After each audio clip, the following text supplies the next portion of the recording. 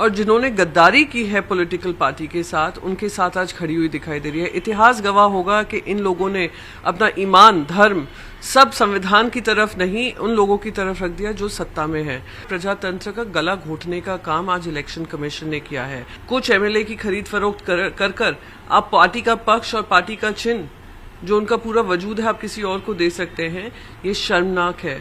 चुनाव आयोग ने शिंदे गुट को शिवसेना नाम, धनुष और तीर चिन्ह आवंटित किया, जिससे उद्धव ठाकरे को एक बड़ा झटका लगा है। इस पर प्रियंका चतुर्वेदी ने कहा कि चुनाव आयोग उनका पक्ष ले रही है, जिन्होंने एक राजनीतिक दल को धोखा दिया। ये हैरानी होती है कि आज इस कदर हमारी एजेंसीज जो इंडिपेंडेंट मानी जाती थीं, जिनको प्रजातंत्र और संविधान का रक्षण करना होता था, आज इस तरीके से झुक गई हैं और झूठ के आड़ में, और जिन्होंने गद्दारी की है पॉलिटिकल पार्टी के साथ, उनके साथ आज खड़ी हुई दिखाई दे रही है। इतिहास गवाह होगा कि इन लोगों ने अपना ईमान, धर्म सब संविधान की तरफ नहीं, उन लोगों की तरफ रख दिया जो सत्ता में है। बहुत स्पष्ट है, प्रजातंत्र का हवाला देते हुए जो 77 पेज लेटर भेजा है, या प्रजातंत्र का हवाला देते हुए प्रजातंत्र का गला घोटने का काम आज इलेक्शन कमीशन ने किया है। और मैं तो इनको इलेक्शन कमीशन भी नहीं कहूंगी, मैं कहूंगी entirely compromised institution of India. तो जो हुआ है, हम इसको सुप्रीम कोर्ट में, हम माननीय उद्धव बाला साहेब ठाकरे जी ने कहा ही है कि हम सुप्रीम कोर्ट में तो इसको चैलेंज करेंगे ही, पर कहीं ना कहीं इनको भी आत्मचिंतन करना पड़ेगा। आज ये शिवसेना के साथ करे हैं, अगली बार कहीं और किसी और राज्य में हो सकता है। कुछ एमएलए की खरीद फरोख्त कर आप पार्टी का पक्ष और पार्टी का चिन्ह, जो उनका पूरा वजूद है, आप किसी और को दे सकते हैं। ये शर्मनाक है, आत्मचिंतन करने लायक चीज है। पर हम अपनी लड़ाई लड़ते रहेंगे और हम सुप्रीम कोर्ट तक के भी अगर दरवाजे खटखटाने पड़ेंगे, हम दरवाजे खटखटाएंगे। क्योंकि आज जिन लोगों ने इलेक्शन कमीशन के साथ अंडरमाइन किया है, जिन्होंने ईडी को किया है, आईटी को किया है, सीबीआई को अपना इलेक्शन टूल किट बना लिया है, आज वो जुडिशरी के साथ भी वही काम कर रहे हैं।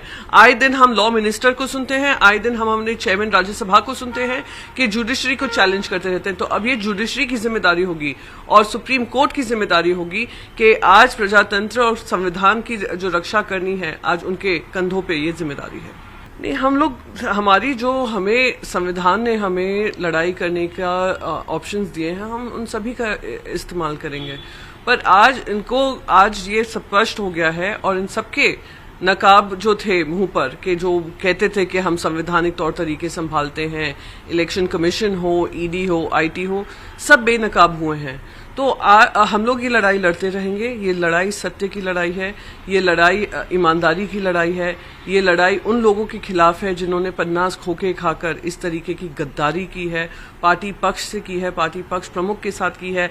आज मैं अभी भी यही बात कहूंगी कि अगर आज इनके पास इतना जन समर्थन था, इनको रेजिग्नेशन देकर, रिजाइन कर अपने पदों से फिर से इलेक्शन करना चाहिए था। पर ये लोग उससे भागे हैं। इन लोगों ने ईडी, आईटी, ईसी का इस्तेमाल कर इन लोगों ने जो ये रंग रूप रचाया है, ये उजागर करने की जिम्मेदारी भी हमारी है।